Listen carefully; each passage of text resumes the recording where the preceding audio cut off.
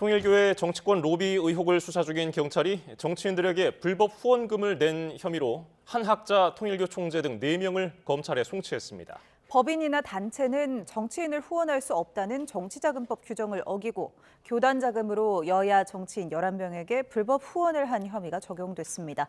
양동훈 기자가 단독 보도합니다.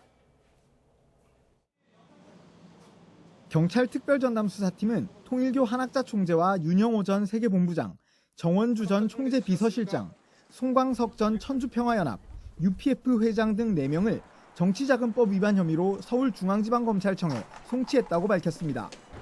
지난 10일 출범한 경찰 특별전담 수사팀이 통일교 의혹 관련 피의자를 검찰에 넘긴 건 이번이 처음입니다.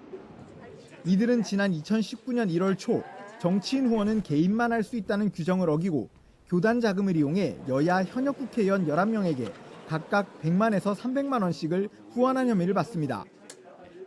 지난 2020년 통일교는 문선명 초대 총재 탄생 100주년을 기념해 대규모 월드 서밋 행사를 열었는데 이 행사 참석 등을 독려하기 위해 후원금을 낸 것으로 의심받고 있습니다.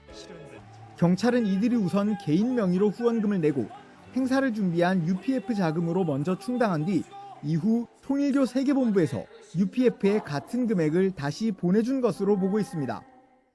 통일교 전직 고위 관계자는 YTN에 여야 의원 반반 정도씩 후원했다며 워낙 크고 중요한 행사였기 때문에 자금 요청이 들어오면 빠르게 입금했다고 설명했습니다. 다만 경찰은 후원금을 받은 여야 정치인들은 현재까지는 혐의가 없다고 보고 송치하지 않았습니다. 통일교의 이 같은 불법 후원 의혹은 앞서 김건희 특검에서도 조사 대상에 올랐습니다. 특검은 2022년 대선 당시 통일교에서 윤석열 전 대통령의 당선을 돕기 위해 1억 4,400만 원을 국민의힘 중앙당과 시도당에 쪼개기 후원한 혐의로 한 총재 등을 재판에 넘겼습니다. 당시 특검은 정치자금법 위반뿐 아니라 통일교 자금을 횡령한 혐의까지 함께 적용했는데 이번 사건과 관련해서도 추가 수사 결과에 따라 횡령 혐의가 추가 적용될 가능성도 점쳐집니다. YTN 양동훈입니다.